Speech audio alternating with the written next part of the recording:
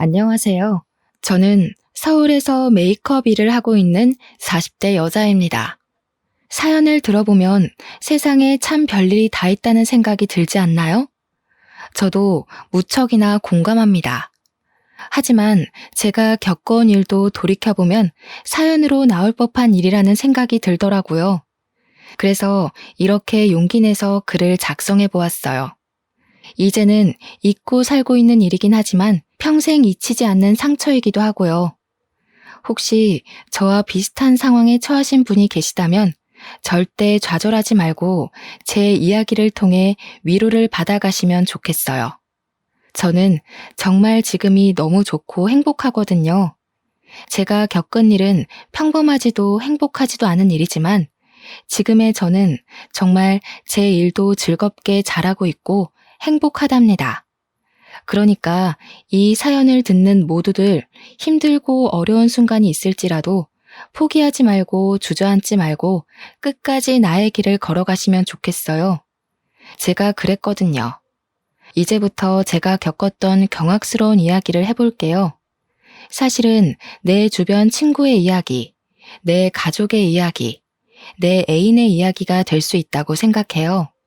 모두들 공감하시면서 재미있게 들어주시면 감사하겠습니다. 제 어머니는 미용 일을 하셨습니다. 동네에서는 1등으로 손이 빠르시고 가격도 저렴해서 인기가 많은 미장원을 운영하셨습니다. 어머니의 손은 항상 퉁퉁 불어 있었습니다. 어린 저는 어떻게든 엄마를 도와보겠다며 아주머니들 파마를 해주실 때 옆에서 헤어롤을 집어드리고 고무줄을 챙겨드리며 칭찬을 받았던 기억이 있습니다. 미장원에서 수건은 또 얼마나 많이 쓰이는지 아시나요? 제가 차마 그 많은 수건들을 빨지는 못했지만 빨래 건조대에 엄마랑 언니들이랑 같이 널며 이야기꽃을 피우던 따뜻한 기억이 있어요. 작은 미장원을 운영하셨던 엄마는 집안일을 하랴 미장원에서 일하시랴 몸이 100개라도 부족하게 바쁘셨어요. 엄마가 그저 좋았던 저는 엄마한테 찰싹 달라붙어서 거의 엄마 미용실에서 살다시피 했었네요. 하도 미장원이 놀이터라 생각하고 붙어 있다 보니 동네 아주머니들과도 가까이 지내며 저는 어른들께도 싹싹하게 잘 대하고 엄마를 따라 손재주도 좋은 아이로 자랐습니다. 그리고 저희 아버지는 남대문에서 액세서리 도매 소매업을 하셨습니다. 그래서 이른 새벽부터 늦은 밤까지 고생을 하시며 바삐 일을 하셨죠. 게다가 저희 아버지는 남대문에서 소문난 손 빠르고 발 빠른 제대로 된 장사꾼이라며 소문이 자자했던 사람이었어요. 하지만 아버지께서는 저희 가족들과 다정하게 시간을 보내지 못한 점이 지금까지도 아쉽다며 한숨을 내쉬곤 하시지만 누구보다 성실하고 가족들을 생각하셨던 분이라는 것을 저희 가족은 알고 있었죠.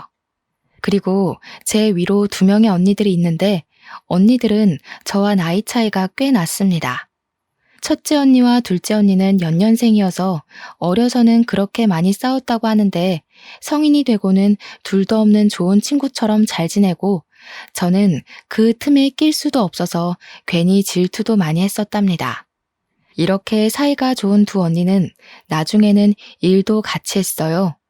각자 사회생활을 하면서 갖은 고생을 하다가 결국 안 되겠다 싶었는지 회사를 금방 때려치우고 같이 창업을 시작했습니다.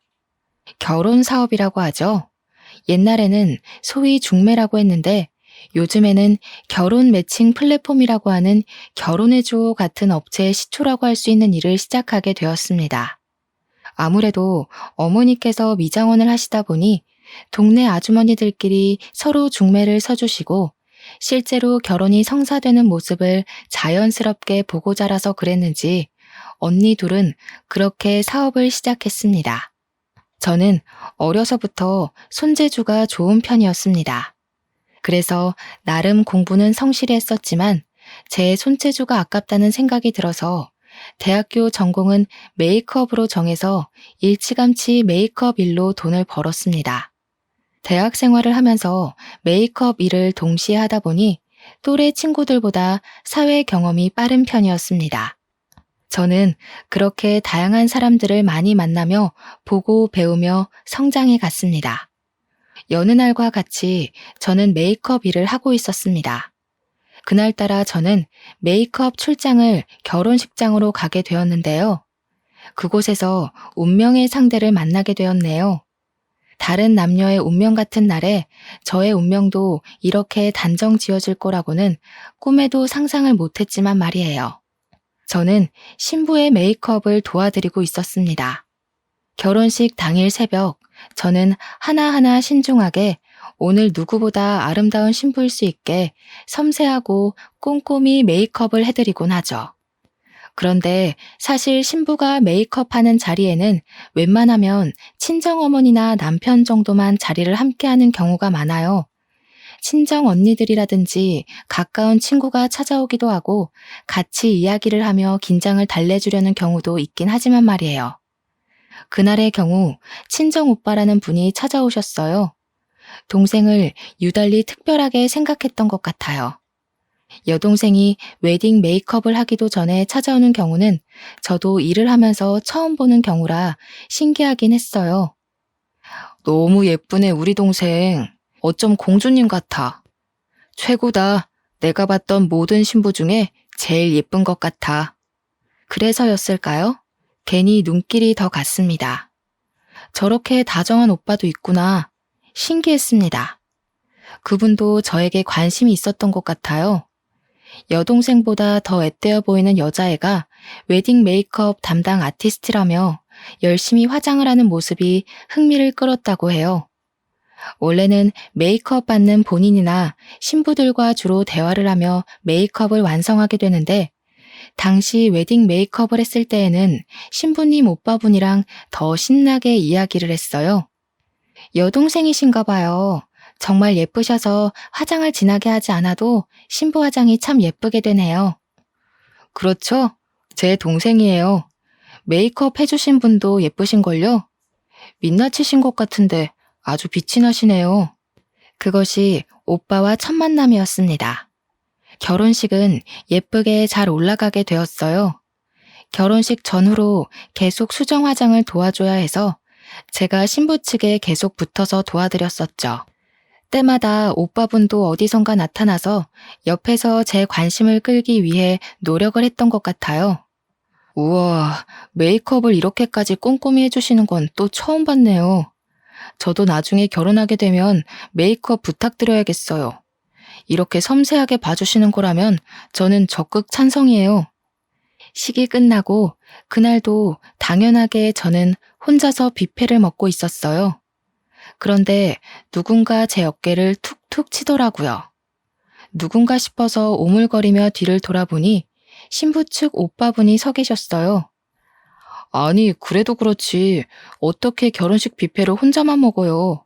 같이 먹어요. 같이 먹어야 더 맛이 있지 않겠어요? 아, 그렇긴 하겠지만 저야 뭐 워낙 혼자 먹는 뷔페가 익숙해서요. 웨딩 메이크업이 처음도 아니기도 하고요. 그러려니 하고 그냥 식사하고 있었어요. 금방 먹고 일어나서 그 다음 출장 다녀와야 하거든요. 어이구, 그렇구나. 어린 나이에 벌써 그렇게 부지런하게 일을 하는 것 보니 금방 부자 되겠어요. 멋지네요. 저와 오빠는 신나게 이야기를 했습니다. 저도 메이크업만 할 줄 알지 바쁘게 일상을 살아가다 보니 친구가 많은 것도 아니었고 연애 경험이 많지도 않았었어요. 그래서 누군가 저에게 관심을 가지고 이야기를 할 수 있다는 게 참 좋았죠. 오래 두고 볼 일이지만 저랑 꽤 잘 맞는다는 생각이 들었습니다. 하지만 즐거웠던 대화를 통해 들었던 이야기 내용들이 모두 즐겁기만 한 것은 아니었습니다. 우선은 저보다 나이가 꽤 많았는지 제 나이를 알고는 본인의 나이를 밝히지 않더군요. 저는 대학생의 메이크업 전공을 하고 메이크업 쪽으로 아르바이트를 하며 경력을 쌓아간다는 이야기를 했어요. 제 이야기를 다 듣고 자신에 대해 소개하겠다며 본인의 커리어에 대해 들려주더군요. 저는 남대문에서 작은 사업을 하고 있어요. 다양한 액세서리부터 의류까지 다양한 종류의 물건을 소매로도 판매하고 해외로도 유통하고 있는 무역업까지 하고 있어요. 어머, 남대문 쪽에서 일하고 계셨군요. 저희 아버지도 남대문에서 일하시는데 뭔가 괜히 더 반갑네요. 일하기 바쁘고 힘드실 텐데 젊으신 나이에 대단하시네요. 제가 오빠에 대해 살짝 칭찬을 하니 그 칭찬이 너무 좋았나 봐요. 저에게 사업 이야기를 계속 늘어놓으며 자랑을 하더라고요. 이야기는 꼬리에 꼬리를 물고 계속되었어요. 시간이 가는 줄 모르게 대화를 하다 보니 저는 그 다음 일을 하러 가야 하는 시간이 다가왔습니다. 나중에라도 밥이나 함께 하면 좋겠다며 연락처가 있는 명함을 주더라고요. 혼자 밥 먹지 말고 밥 먹을 때 나 불러줘요. 사실 나도 혼자 밥 잘 먹거든요.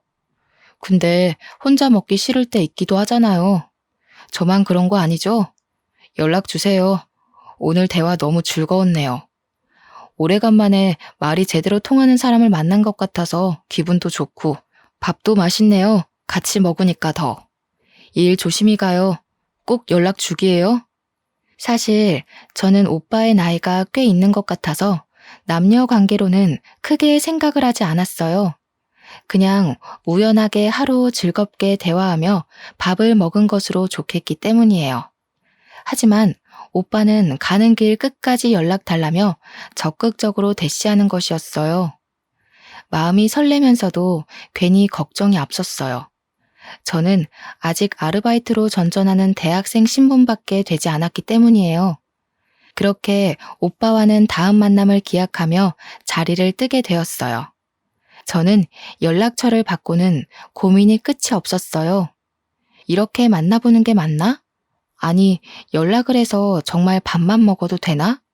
결국 저는 아르바이트 후에 혼자 밥을 먹다가 받았던 명함을 꺼내들고 연락을 했습니다. 저 지금 혼자 밥 먹고 있는데 같이 식사하시겠어요?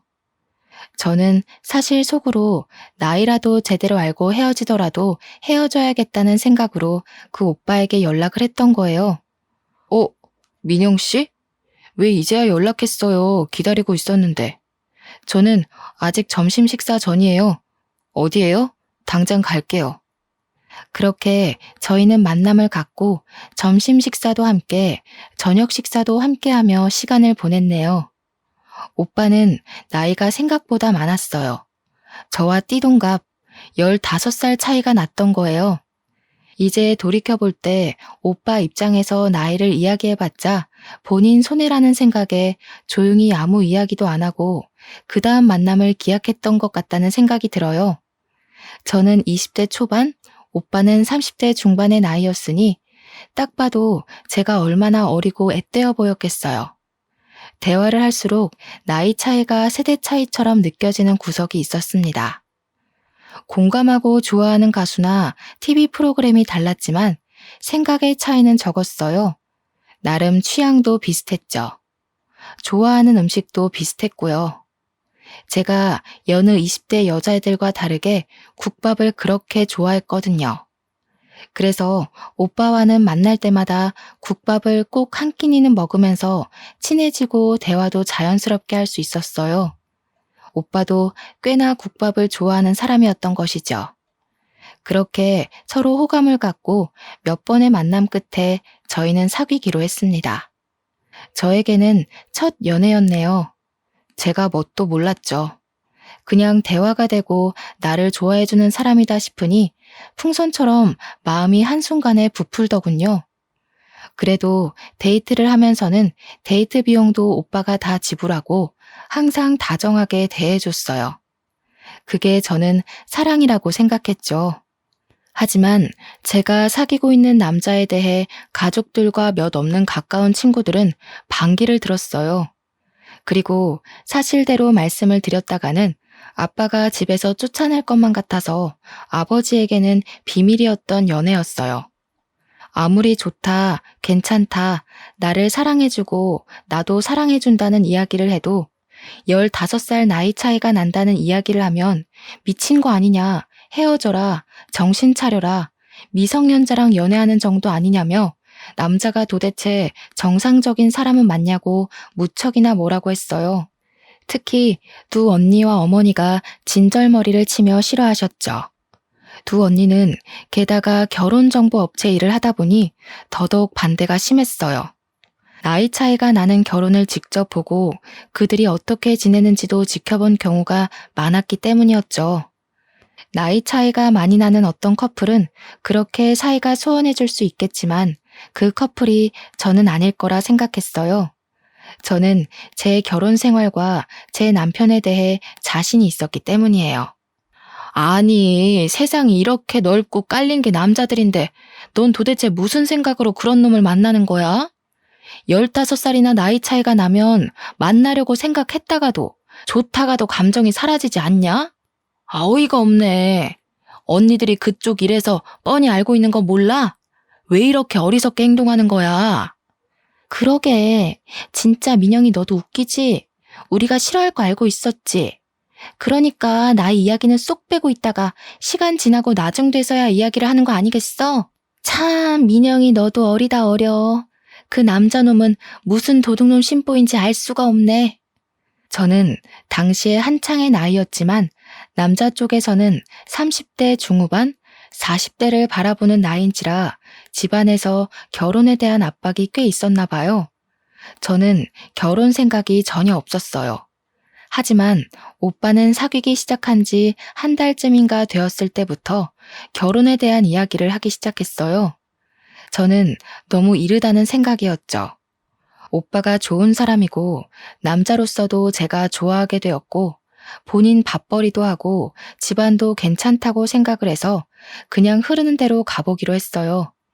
20대 초반에 저는 결혼에 대한 마음이 없었지만 남자 쪽 집안에서 꾸준히 결혼 이야기를 했고 오빠도 결혼을 원하는 상황이어서 어느새 저에게 결혼이라는 주제가 자연스럽게 여겨지게 되었어요. 게다가 결혼 이야기를 하게 된 것도 한 달이 지난 시점부터였고 진지하게 결혼 이야기를 하며 저에게 프로포즈를 한 것도 정식으로 사귄 지 4개월 만의 일이었죠. 제 주변 친구들과 가족들에게도 말할 수밖에 없는 상황이 찾아온 거죠. 연애를 할 때에도 다들 그렇게 반대를 했는데 제가 결혼을 한다고 하면 얼마나 반대를 할지 무서울 정도였어요. 역시 걱정한 대로 친구들과 언니들은 무척이나 나무라며 저를 몰아세웠어요. 사계절은 만나봐야지 않겠어? 그 사람 너보다 20살이나 많다며. 그렇게 급하게 결혼까지 하다가 탈라면 어떻게 하려고 그래? 민영이 너 정말 그 사람에 대해 다 잘 알고 있다고 생각해? 20살 아니고 15살 많아. 그리고 자기 일 책임감 있게 잘하고 나 아껴주고 집안에도 문제 없어. 그것 말고 뭐가 더 필요해? 내 결혼인데 어떻게 그렇게까지 반대할 일이야? 저도 오빠와의 결혼에 대해 확신이라기보다는 고민을 하고 있었는데 하도 주변에서 몰아붙이다 보니 제가 오기가 나더군요.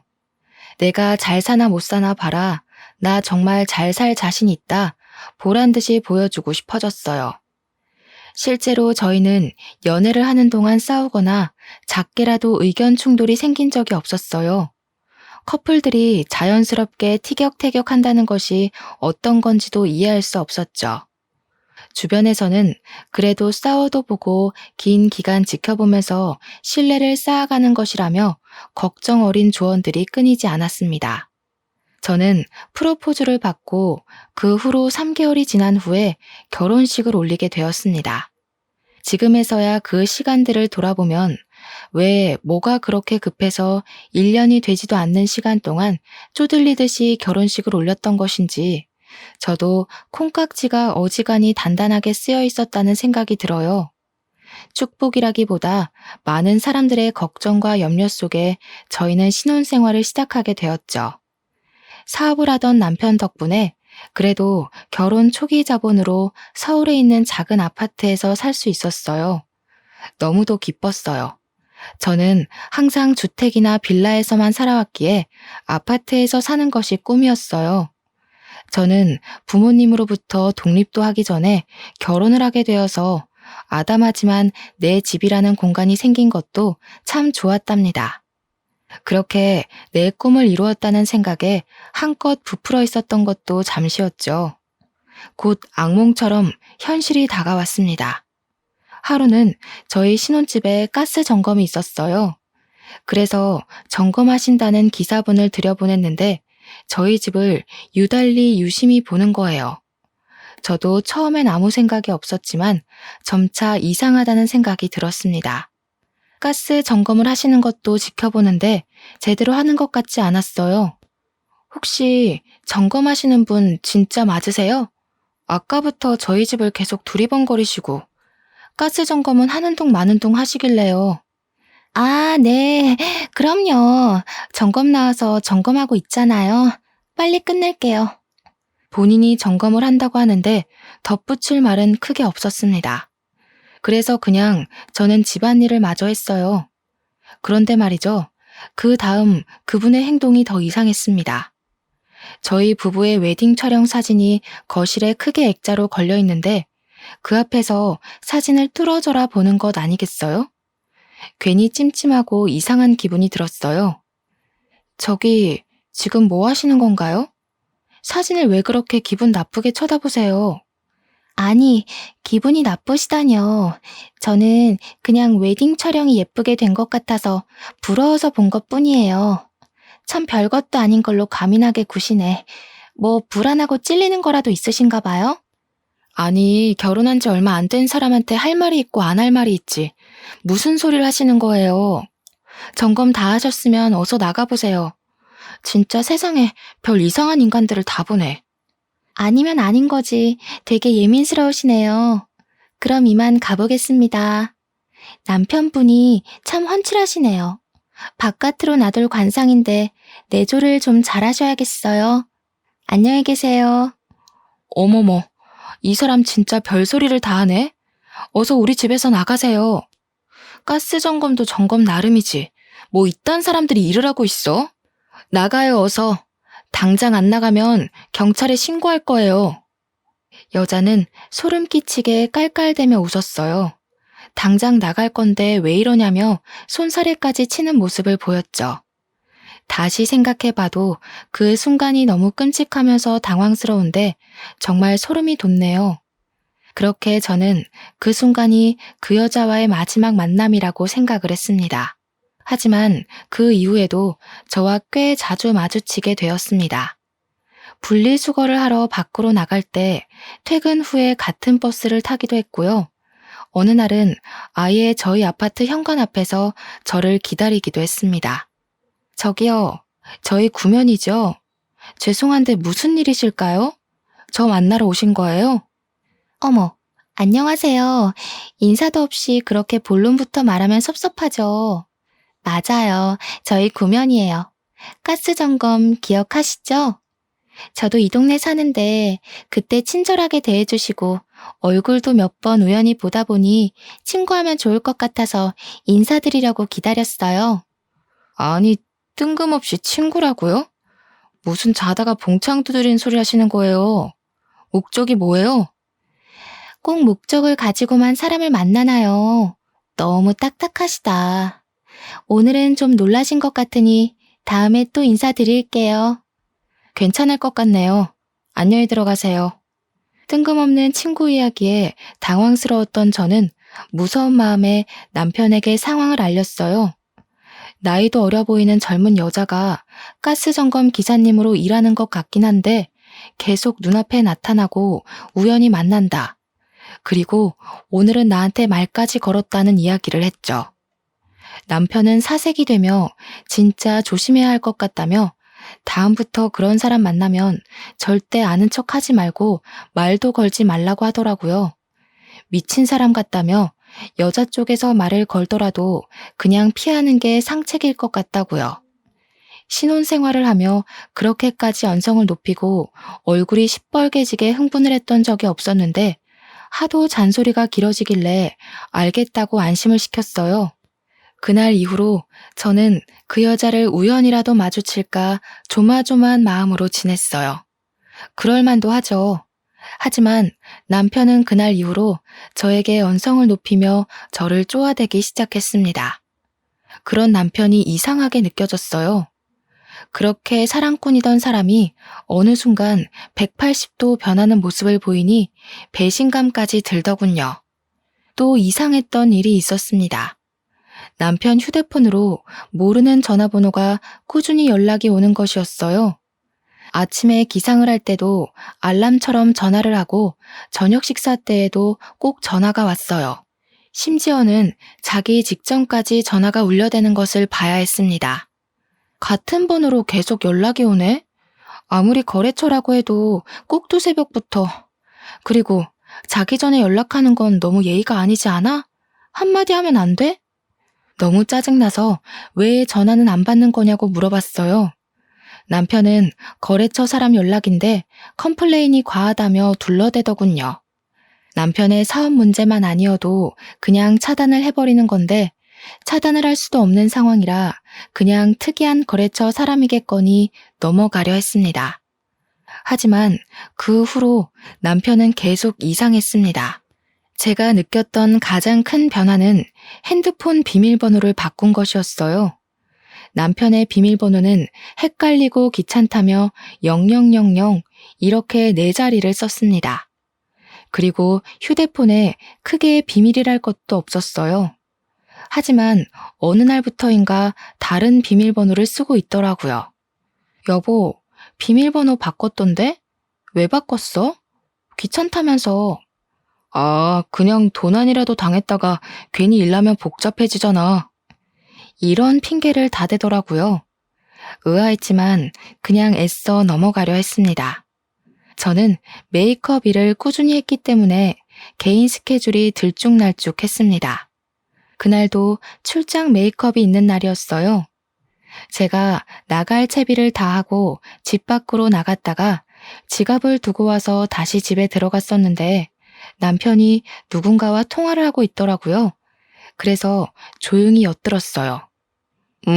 나갔어. 진짜 나갔다니까. 그래. 알겠어용. 곧 보자. 나도 보고 싶어용. 나갔다는 건 아무래도 제 얘기겠죠. 그건 아무렇지도 않았습니다. 하지만 콧소리를 흥흥거리며 애교 섞인 이야기를 하며 누군가에게 보고 싶다고 속삭이는 남편의 모습은 저도 난생 처음 봐서 까무러칠 뻔했습니다. 아무래도 남편한테 비밀이 있다는 안 좋은 예감이 들었어요. 지금 아는 척을 해야 하나, 나중에 크게 제대로 잡아야 하나 순간 고민이 들더군요. 하지만 이내 아니겠지, 제 마음 편하자고 넘어가려 했었네요. 그렇게 저는 일을 하러 나왔습니다. 조용히 남편에게 들키지 않고요. 하지만 제가 죄를 지은 것도 아니고 잘못한 것도 하나 없는데 집에서 들어가고 나가는 것도 눈치 봐야 하고 남편의 덜미를 어떻게 잡아야 하는지 고민을 하는 상황도 너무 열이 뻗치더라고요. 하루 종일 머릿속을 떠나지 않았어요. 남편이 다른 여자와 뒹구는 모습까지 상상이 되니까요. 끔찍했어요. 차라리 현실을 마주하고 끝내려면 빨리 끝내버리는 것이 낫겠다는 생각이 들었어요. 제 생각이 확고해진 계기가 있었습니다. 여태 한 번도 없었던 해외 출장을 간다는 것이었어요. 신혼 1년도 지나지 않았는데 어떻게 이럴 수 있는 거지? 정말 눈물이 핑 돌더군요. 아무리 좋게 생각해보려 해도 쎄하다 싶고 이상하다는 생각이 계속 끊이질 않았어요. 그렇게 언니들한테 조언을 구했습니다. 언니는 난리를 치면서 남편 머리채를 뜯어놓고 말겠다며 무지하게 화를 냈어요. 언니들은 같이 사업을 하며 불륜에 관한 이야기를 많이 듣다 보니 이골이 난 상태였더라고요. 덕분에 제대로 조언을 들을 수 있었습니다. 우선은 증거가 될 만한 자료들을 모아야 한다고요. 그냥 화가 난다고 화를 내지르는 게 답은 아니라고 하더군요. 그래서 증거 수집을 위해 저와 언니는 고민 끝에 사설 탐정분을 고용하기로 했습니다. 증거 수집을 제대로 해야 하기 때문에 너무 놀라거나 당황스럽다고 피하시면 안 됩니다. 저는 사진을 계속 찍을 거예요. 마음 단단히 잘 먹으시고요. 바람난 남자들 앞뒤 안 가리거든요. 많이 봤습니다. 너무 상처받지 말고요. 고용한 사설 탐정을 따라 남편의 뒤를 따라가 보았습니다. 남편의 치밀함에 기가 차더군요. 우선 차량부터가 남편 소유의 차가 아니라 렌터카로 빌려 타더라고요. 이때부터 마음은 이미 울컥울컥했습니다. 렌터카를 대여해서 서울 외곽으로 빠지더군요. 입이 다물어지지 않았어요. 분명 저에게는 중요한 해외 출장이라고 했거든요. 그렇게 서울 외곽을 달려 도착한 곳은 한 허름한 호텔이었습니다. 들어가지 말라고 속으로 그렇게 빌었는데 남편은 기어코 호텔 방으로 들어가더군요. 탐정부는 우선 남편이 호텔로 들어가는 사진부터 렌터카까지 사진을 찍었습니다. 저는 이게 현실인지 꿈인지 어벙했어요. 같이 동행한 언니가 정신 똑바로 차리라며 제 남편 욕을 쏟아붓고 제 손을 잡고 호텔 방으로 향했습니다. 사실 상상만으로도 끔찍한 일인데 직접 제 눈으로 보면 정말 쓰러질 것만 같았어요. 그래서 한참을 망설이고 문 앞에서 기다리다 제가 선택한 남자의 실체를 제대로 마주하고 깔끔하게 끝내자는 다짐을 하며 방문을 두드렸죠. 누구세요? 남편은 꼴보기 싫은 차림에다가 황당한 얼굴로 저를 쳐다보았습니다. 그리고 남편의 내연녀라는 인간을 봤어요. 낯설지 않은 얼굴, 기억 저편에 있던 사람이었습니다. 아니, 여보, 저 여자 나한테 무시하라고 했던 여자잖아. 그게 아니라 할 말이 없다. 미안해. 내연녀는 저희 집에 가스 점검이라며 들어와서 구경을 하고 웨딩 사진을 그렇게 유심히 보던 여자. 길에서 버스에서 우연이라기에 너무 자주 마주쳤던 여자. 나와 친구를 하고 싶다며 먼저 이야기를 걸었던 그 여자였습니다. 기가 차고 어이가 없더라고요. 다리에 힘이 풀려 주저앉았습니다. 처음엔 믿기지도 않고 하도 어이가 없어서 눈물이 나오지도 않았어요. 그냥 현실이 아니라고 부정을 했었죠. 옆에서 제 언니는 내연녀의 머리를 쥐어뜯기 시작했습니다. 그리고 사설 탐정은 계속 셔터를 누르며 사진을 찍었습니다. 남편과 내연녀는 뒤엉킨 채 서로만 감싸 안았습니다. 부끄러운 줄 알았다면 제 눈앞에서 도망쳐야 하는 게 맞지 않나요? 게다가 되려 저희한테 소리를 고래고래 지르며 뭐 하는 거냐고 욕을 하더라고요. 적어도 남편이라는 사람은 저에게 미안하다는 이야기를 할 줄 알았어요. 하지만 바람을 피우면 원래 이렇게 간이 커지고 이기적이게 되는 걸까요? 아니면 이기적이고 못된 사람들이 바람이 나는 걸까요? 어떻게 저한테 미안하다, 잘못했다 한마디가 없었을까요? 정말 무릎을 꿇고 싹싹 빌어도 용서를 해주지 않을 판에 다시 생각해도 괘씸해 죽겠네요. 알고 보니 제 남편 여성 편력이 아주 대단하고 화려했던 과거를 가지고 있던 사람이었더라고요. 30대 중반의 남자가 저만 만나진 않았겠죠. 저도 그 사실이야 알고 있긴 했는데 이 정도일 줄은 몰랐어요. 노래방 도우미 여자부터 대학생, 거래처 사람 등등 도대체 세려야 셀 수 없을 정도로 많은 여자들을 만나왔더라고요. 이 사실을 시댁에서 알고 어떻게든 그 바람길을 잠재워야겠다며 만나는 여자들 중에서 가장 성실하고 괜찮다고 생각한 저를 꼬셔서 결혼시켰던 것이었어요. 하지만 시댁의 바람은 그저 바람이었던 것이었죠. 남편의 바람기는 잠재워지지 않았고 자기 성격 못 이기고 이리저리 여자들 만나며 그렇게 휘두르며 살았던 거예요. 이 모든 일이 신혼 1년이 안 되어서 일어난 일이라니 저도 말씀드리면서도 믿기지가 않네요. 그리고 내연녀와는 무슨 관계이고 언제 어떻게 만났으며 왜 결혼을 했음에도 더러운 관계를 유지했느냐고 물었어요. 남편의 대답이 더 기가 찼죠. 둘이 처음으로 만난 것은 제가 메이크업을 해줬던 동생 결혼식장, 저와도 처음 만난 곳에서 내연녀와도 처음 만났던 것이죠. 기가 막히는 상황에 어이가 없어서 이 얘기를 들어야 하나 말아야 하나 고민이 되었지만 얘기나 들어보자는 마음으로 이악 물고 얘기를 들었습니다. 남편이 설명하는 내연녀의 실체는 여동생의 결혼식장에서 만났던 여동생의 친구분이었다는 거예요. 저와 그렇게 연애를 시작하고 만나는 동안에도 여동생 친구라는 사람을 동시에 만나왔던 것이더라고요. 이걸 눈치도 채지 못했던 제가 어찌나 바보같이 느껴지던지요. 뭐라고? 그러면 신우는 이 상황을 알고 있어? 자기 친구랑 오빠랑 바람났다는 것을? 알고 있긴 해. 근데 참 상황이 어려웠지. 이렇게 말끝을 흐리는데 진짜 엎어치기를 하고 싶더라고요. 똑바로 설명 좀 해보라고 해서 들어보니 신우는 저보다 자기 친구와 사귀고 결혼까지 하는 것을 더 원했더라고요. 참나, 이런 사실도 제대로 모르고 있었는데 제가 시댁 식구들한테 잘하는 모습을 보고는 얼마나 기가 차고 웃겼을까요? 제대로 비웃음거리가 된 기분이었어요.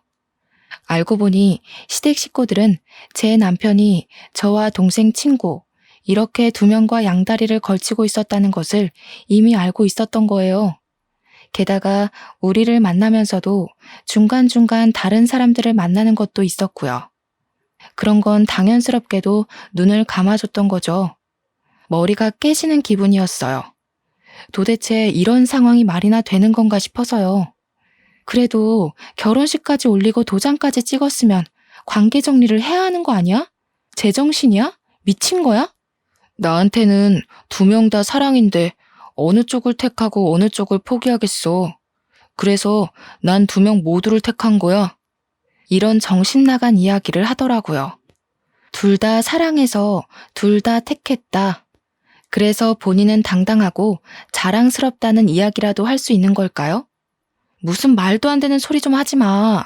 길거리 나가서 지나가는 개한테 물어봐도 이런 식으로 대답하지는 않아. 저도 제 할 말은 해야 했습니다. 저도 제 인생 걸고 20대 초반의 나이에 나이 차이 많이 나는 남자와 결혼을 한 거잖아요. 제 삶이 아깝고 제 시간이 안타깝고 제 창창한 20대 인생을 날려먹었다는 생각에 분이 차올랐습니다. 어머, 저한테도 말 좀 걸어주세요. 저랑 초면 아니잖아요. 저번에도 인사했을 때 되게 까칠했는데 그 성격 여전하시네요. 그러니까 남편이 도망 나와서 이렇게 저랑 놀죠. 신혼이라면서 남편 관리가 이렇게 안 돼서 쓰나? 바람이 당당하고 책임 전가를 저에게 하더라고요. 그 더러운 연놈들 때문에 흘리는 눈물이 아깝고 치가 떨렸어요. 그래서 저는 제가 해야 할 일을 하기로 마음먹었습니다. 나쁜 놈에게는 나쁜 놈에게 맞는 대우를 해야겠다는 생각뿐이었어요. 분이 가시지를 않았죠. 그래서 저는 남편 놈이 행했던 만행들을 손편지로 하나하나 다 적었습니다. 그리고 불륜 현장에서 찍은 사진들도 모조리 프린트를 해서 편지와 함께 수백 장 복사를 했습니다. 남편이 일하는 곳은 남대문이었죠. 아버지께서도 일을 하시는 같은 동네였기 때문에 저는 아버지께서 모든 사실을 알게 되시고 남편을 쫓아가 때리실 수도 있다는 가능성까지도 염두에 두고 일을 진행했습니다. 남대문은 새벽부터 붐비고 바쁘게 움직이죠. 저는 그것보다 더 일찍 일어나서 움직이고 실천에 옮겼습니다. 시장 사람들 정말 많죠. 우선은 상인분들을 한 분 한 분 찾아뵈면서 제가 프린트한 손편지와 사진을 정성스럽게 전해드렸습니다. 어머머, 세상에 어떻게 이런 일이 있다냐. 미친 거 아니냐? 아주 돌았나 봐. 남자 여자가 쌍으로 돌았네 그려. 어떻게 민영이 같은 저자를 두고 바람이 나도 저렇게 단단히 바람이 났디야? 그니까 말이여. 민영이 마음고생 많았다. 저런 쓰레기 같은 놈 쳐다보지도 말어라. 세상에 좋은 남자도 많고 안 만나도 민영이는 혼자서도 멋지게 잘 살 수 있다. 그놈 같은 인간은 빨리빨리 쓰레기통에 처박아 버려라. 다들 무척이나 안타까워하시면서 저를 위로해 주시더라고요. 감사했습니다. 남편이나 내연녀가 미안해하지도 않고 배째라식으로 나왔던 태도에 받았던 상처들 많이 치유받을 수 있었습니다. 그리고 저는 남대문에서 오랫동안 장사해 오셨던 아버지 딸이라는 것도 다들 알고 계셨고, 특히나 건물주 분께서 상황을 딱하게 여기시고 저와도 일면식이 있는 사이인지라 제 편지와 사진들을 건물 내 공지란에도 붙여주셨어요. 아버지도 결국 이 모든 상황을 아시고는 그날 바로 남편 회사에 쫓아가서 남편의 뺨을 제대로 후려쳐 주셨어요. 제가 그 장면을 봤어야 하는 건데 아쉽게도 직접 보지는 못했네요. 제 조력자인 두 언니를 통해 아빠가 그렇게 멋지게 뺨을 날리는 것을 처음 봤다며 자랑스럽게 전해주는 이야기를 통해 알게 되었어요. 그렇게 남편은 제대로 망신살이 뻗치게 되었습니다. 결국 운영하던 회사 사람들도 제 편지와 사진들로 모든 상황들을 알게 되었죠. 그리고 남편의 회사에서는 급하게 주주총회를 열었고 그 자리에는 남편이 초대받지 못했습니다. 그 자리는 회사 대표를 교체하는 자리였었죠. 중요한 주주총회에도 초대받지 못했던 제 남편은 결국 대표직을 박탈당했습니다. 한마디로 잘리게 된 거죠. 그렇게 남편은 남은 것 하나 없이 빈털터리가 되었습니다. 이후 어떻게 지내나 괜히 궁금해서 수소문해보니 주주총회에서 잘리고 대표직 잃고 돈도 잃은 채로 궁하게 살았다고 하더라고요. 그 길로 저는 남편과 결혼한 지 1년도 채 되지 않은 시기에 이혼 서류에 도장을 찍었어요. 현재는 제 일을 맘껏 실컷 자유롭게 하며 메이크업 아티스트로 성공해서 강남에 숍도 차리게 되었습니다. 정말 더 열심히 살기 위해 이를 갈았어요. 누구보다 멋지게 저를 놓친 것이 인생의 실수라는 것을 보여주고 싶었고, 그것이 제가 할 수 있는 가장 뜨거운 복수라고 생각했습니다. 짧은 결혼 생활이었습니다. 사실 누구라도 저보다야 결혼 생활은 오래 하시는 경우가 많으실 거라 생각해요. 하지만 저는 후회 없습니다. 결혼 생활 동안 정말 누구보다도 남편을 아끼고 사랑했고 제 일에도 열정적이었으며 집안일도 부족함 없이 했거든요. 그리고 마무리까지도 제 속이 다 시원할 정도로 더 이상 시원할 수 없겠다 싶을 만큼 후회 없이 남편의 실체에 대해 폭로를 했죠. 어떤 분들은 분명 너무 과한 게 아니냐고 하실 수 있겠지만 아니요, 저는 최선이었고 다시 그 순간으로 돌아간다 해도 같은 선택을 하고 전 남편에게 제대로 창피를 줬을 것 같아요. 사실 제가 그렇게까지 하지 않았더라면 남편은 분명히 새로운 여자를 만나서 자기 원하는 대로 가지고 놀다가 질리면 또 새로운 여자들을 만나고 문어발식으로 만나고 양다리에 세 다리, 네 다리 걸치며 그렇게 색광처럼 살았을 거예요. 그리고 어떤 분들은 바람에 대해 눈 감고 넘어가는 경우도 있을 거라 생각해요. 저도 존중하고 이해합니다. 사실 저에게 아이가 있었다면 이렇게까지 악랄하고 제대로 복수를 하지는 못했을 것 같아요. 제 남편이긴 하지만 아이의 아빠란 역할도 무시할 수는 없기 때문이죠. 제 이야기 끝까지 경청해 주셔서 감사합니다. 제가 말씀드린 전 남편 같은 놈 절대 마주치지도 엮이지도 않길 진심으로 기원해요. 모두들 좋은 인연들만 주위에 가득하시길 응원하겠습니다. 항상 행복한 일들만 가득하시길 바랄게요. 감사합니다. 오늘도 좋은 하루 보내세요.